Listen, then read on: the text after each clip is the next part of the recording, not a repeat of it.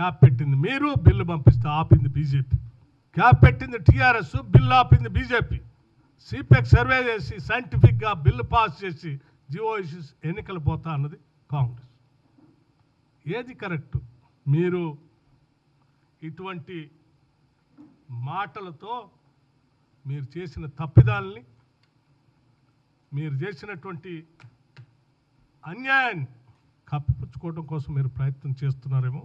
ఈ రాష్ట్ర ప్రజలు అంత అమాయకులు కారు.